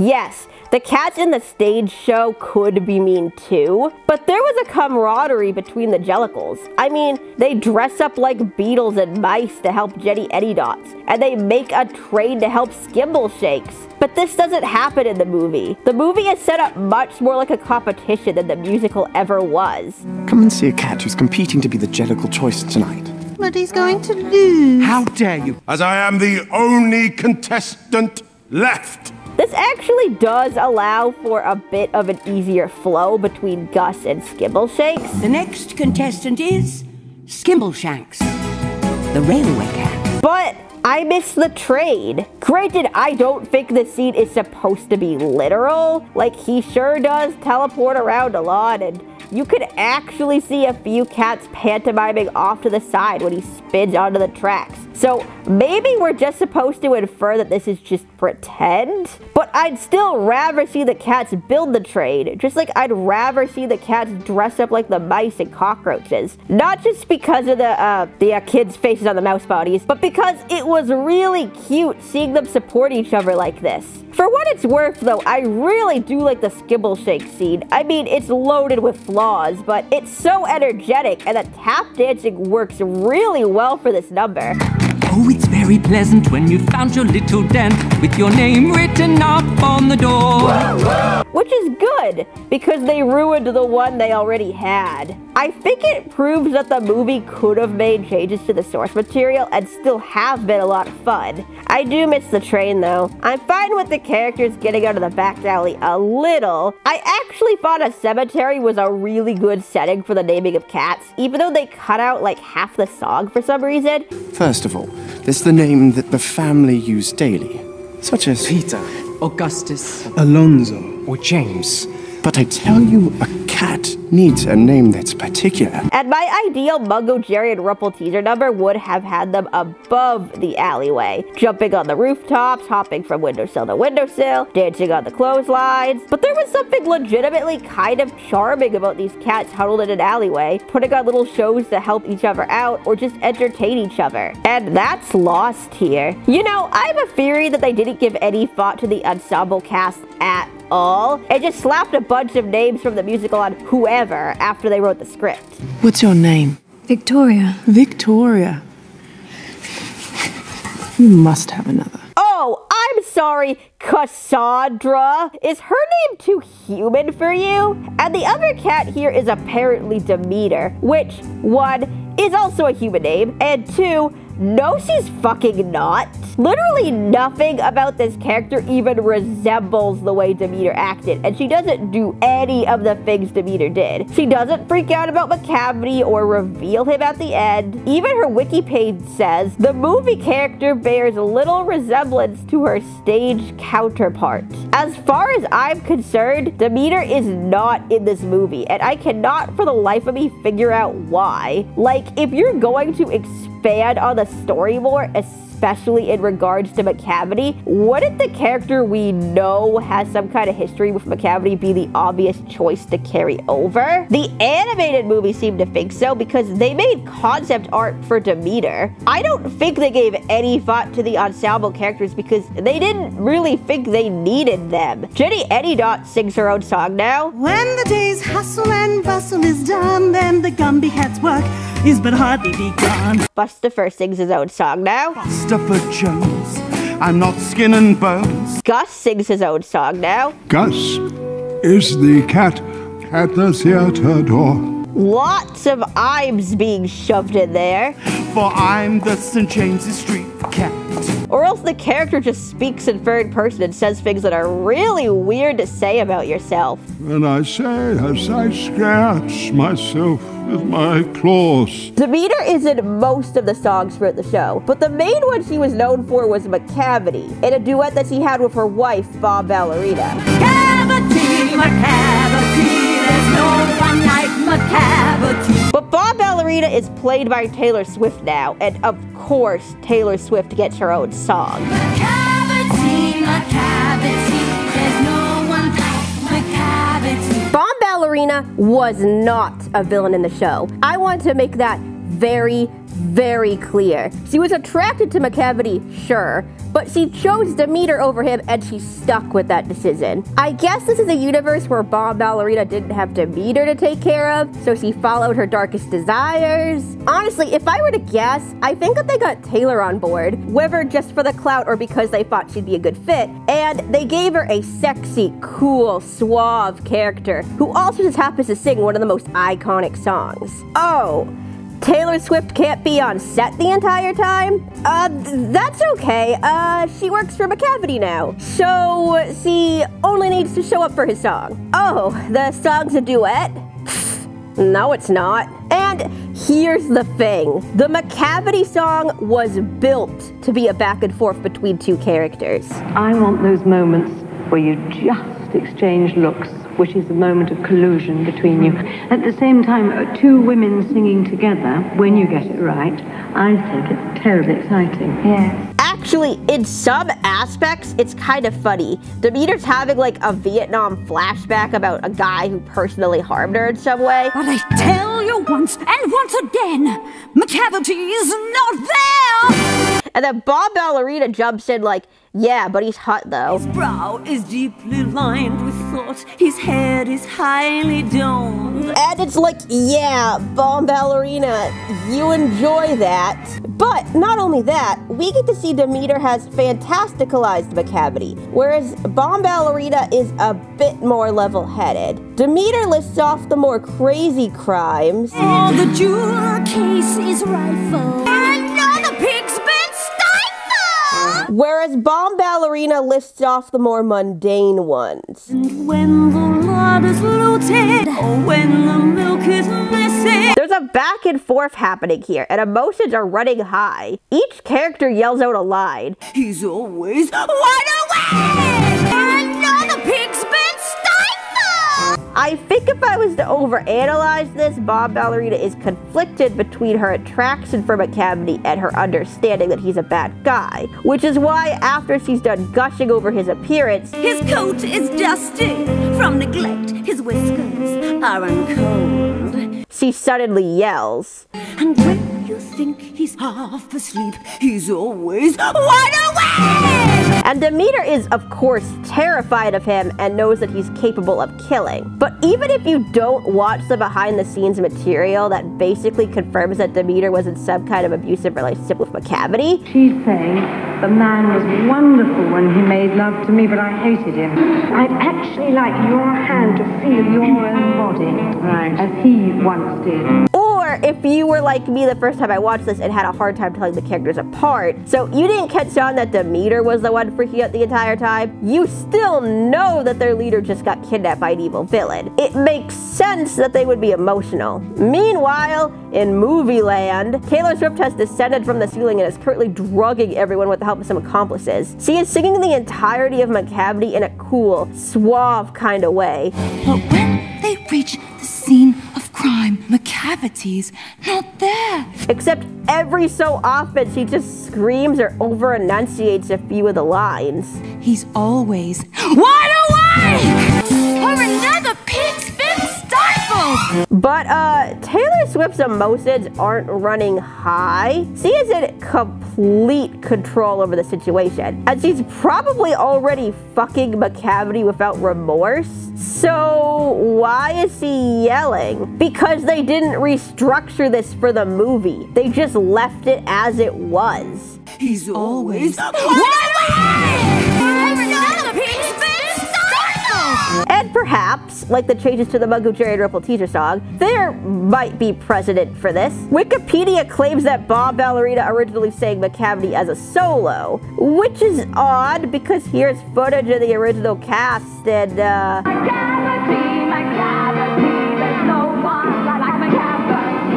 that looks like two people to me. Whatever, the show's gone through some changes, and Ripple Teaser being listed as one of the henchmen. Mungo Jerry, Rumple Teaser, Griddlebone is actually a carryover from the original 1981 production. I might mention Mungo Jerry, Rumple Teaser, Griddlebone. It is entirely possible that Bomb Ballerina might have sang this alone at one point, but even if that were true, it would have worked infinitely better in the stage show because Bomb Ballerina would have been on stage the entire time. What makes the song interesting comes entirely from the fact that we've watched these characters for over 2 hours and are able to gauge their emotions through what we know about them. Taylor Swift has not been in the movie prior to this point. She literally appears just to sing the song and then leaves shortly after. So what we get is a character we don't know singing about a character who we barely know. There's no depth to this number. It's just empty. And then of course Macavity shows up naked and straddling a giant cat head and sings his own song. Macavity, Macavity. Because yeah, of course, we can't have him be mysterious or anything. The movie does build on the character. He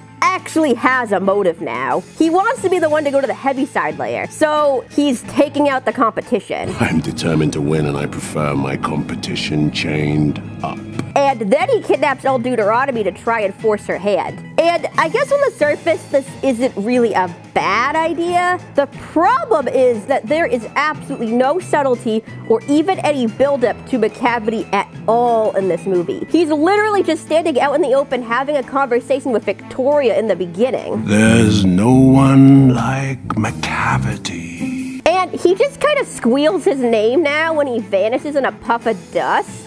Macavity! What was up with that? You know, perhaps the stage show didn't give Macavity a motive, but they at least made him somewhat threatening. Demeter freaking out constantly gave you a good sense of some kind of danger, and more often than not, the entire tribe fled along with her. Their reactions to just the idea that Macavity could be there tells the whole story. Contrast that to the movie, where he just appears at multiple points, a lot of the characters don't recognize him, or else their gluttony overpowers any sense of danger. Hungry. Look like you haven't eaten for days. Go for it. Again with the Bustifer slander. Like in the musical, Bustifer Jones runs away in terror. Like, what is this? And he literally kidnaps Bustifer Jones right in front of everyone, and it doesn't affect them. Monkostrap knows Macavity is taking people at this point, right? And he doesn't do shit. Granted, we cut away from him right after that, but still, no one seems upset or nervous about it at all. They still go to the ball and party like nothing happened. It was a big fucking deal when Macavity showed up in the musical. He takes the leader, comes back in disguise, tries to steal a girl, beats the ever-loving shit out of multiple people. There was a fight scene in the movie, and it sure is, Don't mess with the crazy cat lady. Something. My favorite part is that they forgot to get rid of Grittlebone, and she's just kind of awkwardly hanging out in the background. But no, what the big Macavity versus Monkostrap tug-of-war smashdown is replaced with is everyone twitching on the ground while Macavity begs an old lady to let him die. As I am the only contestant left. Great. And then at the end of the movie, he's pathetically dangling at the bottom of the balloon, and it's just... Here I